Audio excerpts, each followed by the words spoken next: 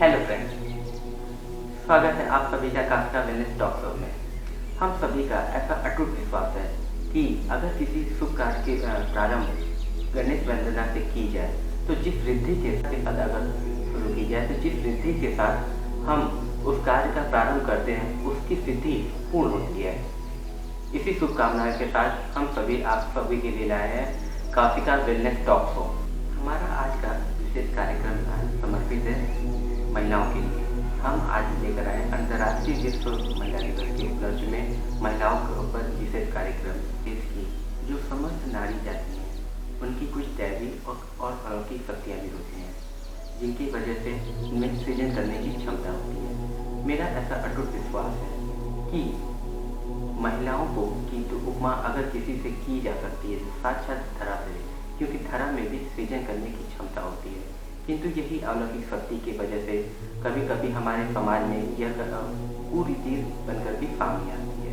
इन्हीं सब विषयों पर चर्चा करने के लिए आज हमारे साथ विशेष गेस्ट के तौर पर सम्मिलित हुई हैं डॉक्टर संप्रदा गंगवाल जी, जो एक रिसर्च स्कॉलर हैं, सामाजिक कार्यकर्ता हैं, योगा एक्सपर्ट्स हैं और भारत के टाइप लॉ लाइफ कोच में भी आती हैं। तो मिलते हैं उनसे डॉक्टर संप्रदा गंगवाल से और जानते हैं। नमस्कार मैडम, स्वागत है आपका काफका वेलनेस के टॉक शो में। सर्वप्रथम हमारे दर्शकों और व्यूअर को अपने विषय में कुछ खास बताएं। कुछ खास में तो सबसे मेन यही, जैसे आपने कहा कि ये आपका प्रोग्राम एक महिला दिवस पर है और मैं खुद एक महिला हूँ, तो सबसे खास चीज़ यही कि आपने मुझे चुना इस प्रोग्राम के लिए। ये मेरे लिए खुद के लिए एक बड़ी उपलब्धि है और मेरा काफ़ी सारी संस्थाओं के साथ कार्य करने का अनुभव रहा है। महिलाओं से बहुत करीबी मेरा बातचीत, और क्योंकि मेरा रिसर्च जो था वो वर्किंग वुमेन्स और जो हाउस वाइफ्स हैं उन पर था, तो मैंने बहुत करीब से उनकी चीज़ों को जाना। और उसके बाद आज भी मैं कई सालों से as a life coach work कर रही हूँ, तो बहुत गहराई से उनकी ज़िंदगी में उतर के मैं उनको जान पाई हूँ। जैसा आपने कहा कि समाज में तरह तरह की कुरीतियाँ और चीज़ें जो स्पेशली महिलाओं को लेकर बनी हुई हैं, तो ये सच है। आज समय बहुत बदल गया है, चीज़ें बहुत बदल गई हैं, लेकिन काफ़ी सारी चीज़ें ऐसी हैं जो मुद्दे आज भी उनको कहीं ना कहीं आगे बढ़ने से रोकते हैं। मैं महिलाओं में होने वाली समस्या जो पीरियड कहते हैं वो एक्चुअल है क्या? बहुत अच्छा आपने टॉपिक उठाया है, क्योंकि बाकी समस्याएं जो हैं वो अलग अलग तरीके की हैं, उनके घर के माहौल पे डिपेंड करती हैं, उनके समाज पे डिपेंड करती हैं, बट ये एक ऐसी चीज़ है जो हर महिला के साथ जुड़ी है। और सबसे बड़ी चीज़ कि जब पीरियड नहीं जिन महिलाओं को आता है, वो भी तो एक समस्या है ही है। जिनको आ रहा है, जो कि आना ही चाहिए, तब भी वो उनके लिए एक समस्या के रूप में जोड़ा है। जैसे आपने कहा पीरियड क्या है, पीरियड केवल जैसे हमारे शरीर की सारी क्रियाएं हैं, जैसे हम सांस ले रहे हैं, हम चल रहे हैं, हमारा हार्ट बीट चल रहा है, हमारी पलकें झपक रही हैं, सेम इसी तरह से पीरियड भी हमारे शरीर की एक क्रिया है। और ये वो क्रिया है जो कि इस पृथ्वी को, इस दुनिया को आगे बढ़ाने का कार्य कर रही है। पीरियड जो है ये हर महीने 12 से 13 साल की उम्र के होने के बाद लगभग ये सर्कल शुरू होता है। आजकल देखा गया है कि क्योंकि खान पान और चीज़ों में बदलाव आया है, प्रकृति में बदलाव आया है, कभी कभी 9-10 साल की उम्र में ये शुरू हो जाता है। ये एक मासिक चक्र है, जिसको मासिक चक्र मंथली सर्कल कहा जाता है। इसमें हर महीने 25 से 30 दिन के बीच का सर्कल सबका अलग अलग होता है।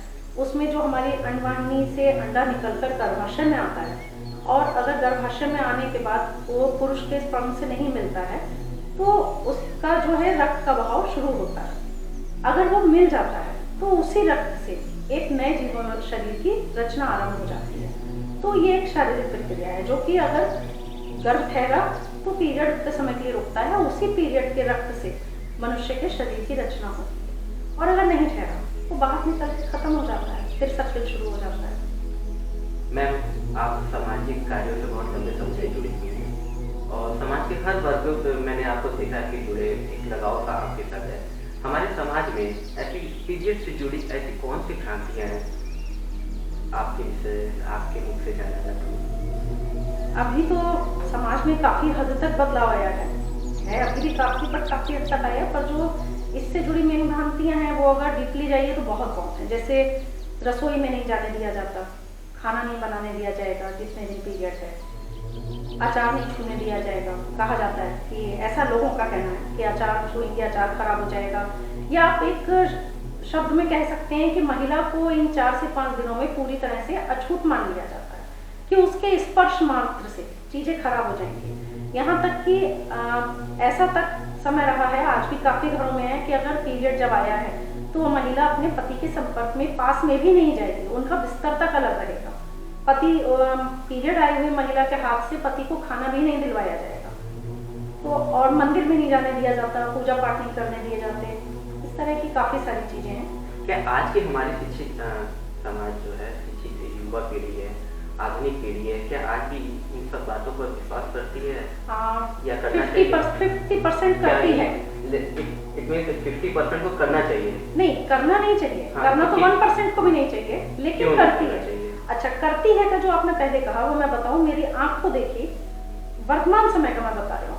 आज भी बहुत सारे घर ऐसे हैं जिसमें पीरियड स्टार्ट होने के बाद से उस महिला को उसके बिस्तर तक पर नहीं सोने दिया जाता है। जमीन पर उनके बिस्तर लगते हैं, उनके खाने पीने के बर्तन अलग कर दिए जाते हैं, उनको कहीं भी रसोई के अंदर जाने का, उनको बाहर निकलने का, ये सब वर्जित कर दिया जाता है। और ऐसा फील होता है कि जैसे वो एक पूरी तरह से अछूत होकर वो घर में ही एक कोने में सिमट गई है। अब रहा करना चाहिए या नहीं, तो नहीं करना चाहिए। और क्यों करना चाहिए? अगर जो लोग करते हैं उनसे मैं इस चीज को पूछना चाहूंगी कि क्यों करना चाहिए। शायद उनके बहुत पुराने जवाब आते हैं कि पुराने समय में ऐसा था कि श्राप दिया गया था महिला को, उस श्राप का ये नतीजा है कि हर महीने इस तरह से होता है। लेकिन नहीं, आज हमारी साइंस इतनी आगे बढ़ गई, सब चीजें हमारे सामने स्पष्ट है कि ये क्या है।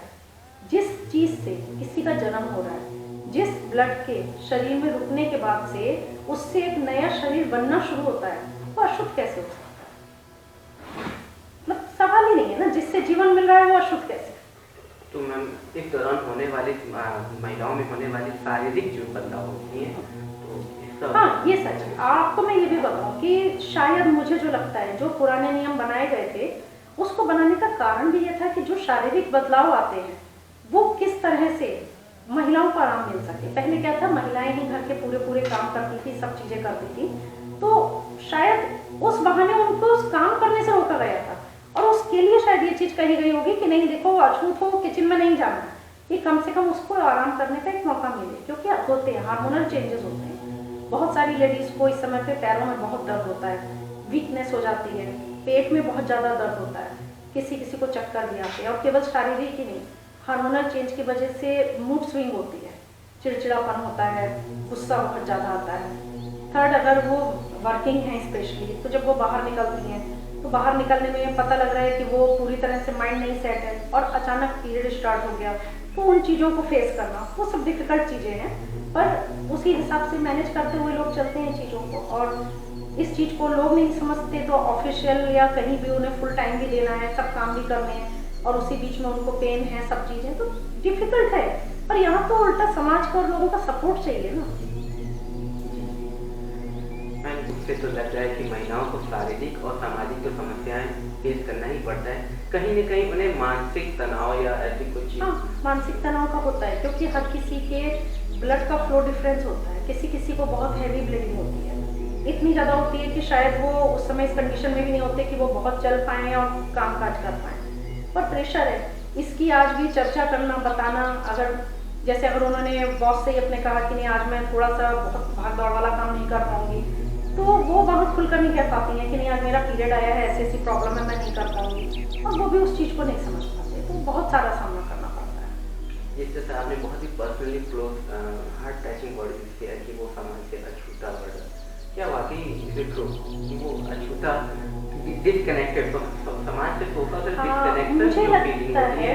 क्योंकि बहुत तरीके से एक फैमिली प्रेशर होते हैं, क्या वाकई में उन्हें अछूता? आपने कामाख्या देवी मंदिर के बारे में सुना है?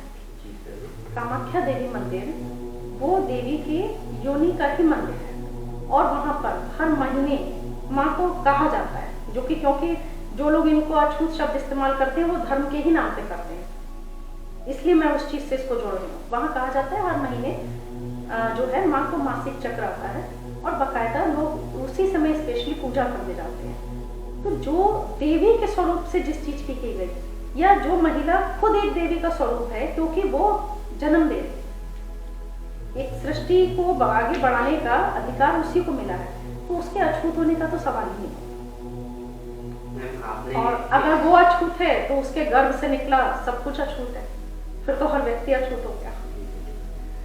मैम, आपने अपने पर्सनल लाइफ में किस कोई केसेस फेस किए? मैंने खुद, जी हाँ, तो मैंने खुद में तो बहुत नहीं फेस किया, क्योंकि उसका एक कारण था कि मैं जिस फैमिली से बिलोंग करती थी, पीलीभीत मेरा मैका है, वहाँ इन चीज़ों को बहुत वैल्यू कभी नहीं दी गई। पर हाँ, जो शुरू से मेरा रहा है कि अगर कोई नियम बना है तो जब तक मैं उसकी गहराई में नहीं जाती हूँ, मैं नहीं उसको फॉलो करती। तो ये जानने के लिए ये बहुत कहा जाता था, अचार मत छूना, ये मत करना, तो मैंने इसी टाइम पे अचार भी डाले, वो सही रहे। मैं इस टाइम पे भी पूजा भी करती हूँ, मैं अपने सब कामों को कॉमन करती हूँ जैसे किए जाते हैं। तो मुझे नहीं लगता कि मुझे इसमें कभी कोई, हाँ, जो फेस करना पड़ता है कि शरीर में फर्स्ट डे सेकेंड डे काम करने की वो फुर्ती नहीं रह जाती है जो और दिनों में होती है, तो उसके हिसाब से खुद को मैनेज किया जाता है। उस टाइम पे खाने पीने का ध्यान दिया जाता है। बाकी हमारे और काफ़ी चीज़ें हैं जिनके करने से हम उससे होने वाली समस्याओं से बच सकते हैं। यानी कि मैं फ्रेंड ही कहूँगा, फीमेल जितनी भी मेरी हमारी फीमेल फ्रेंड्स हैं, उस दौरान जो उनकी मेंटल बैलेंस को बनाए रखने के लिए क्या योग, ध्यान, क्या ये सपोर्टिंग होते हैं? क्योंकि बच्चों को आज के डेट में क्विक रिजल्ट पर ज़्यादा बिलीव होता है।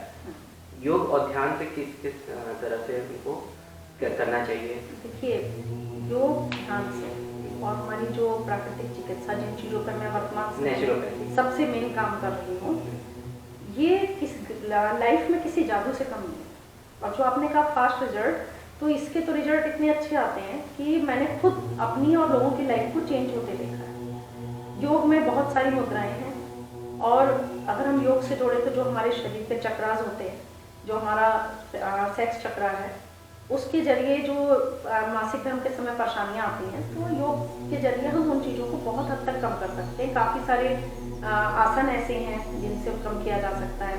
प्राणायाम से हमारे शरीर की एनर्जी बहुत हद तक बढ़ जाती है। वो आपके 1000 मल्टीविटामिन भी आप खा लीजिए, उससे 10 गुना काम करता है। प्राणायाम के जरिए हम अपने शरीर को ही नहीं, अपने मन मस्तिष्क को भी शांत रख सकते हैं। तो बहुत सारी चीज़ें हैं। नेचुरल थेरेपी के जरिए हम केवल अपनी हर्बल चीज़ों को यूज़ करके उस समय होने वाले दर्द और चीज़ों को कम कर सकते हैं। और मेडिसिन, मतलब मेरा तो नहीं बिलीव है एलोपैथी, बिलीव का मीन्स मजबूरी है, जरूरी है तो लेना, बट रेगुलर बेस पे उसको लेने लगना। बहुत सारे लोग इस टाइम पे कॉन्टिन्यू पेन किलर्स खाते रहते हैं। हमारे एलोपैथ के डॉक्टर्स भी कहते हैं कि पेन किलर बहुत नुकसान करते हैं। तो एक लिमिट में ठीक है, पर लिमिट से ज़्यादा अगर डेली में आपको कुछ अपनाना है, तो रोज के लिए अपनाने के लिए आपका योग और आपका जो नेचुरोपैथी है, आपके हर्बल चीज़ें हैं, उनसे अच्छा कुछ नहीं। बातों की बात में आपने जिक्र कर दिया माँ का भी है। हमारे देश के प्राचीन वैदिक कालों में किसी भी मंदिर में हो, उसकी उपासना किसी माँ के बिना ही संभव नहीं हो सकती। इनफैक्ट जो मंदिरों में है, वहाँ पर नारी की कोई मूर्ति या कलाकृति जरूर होती है।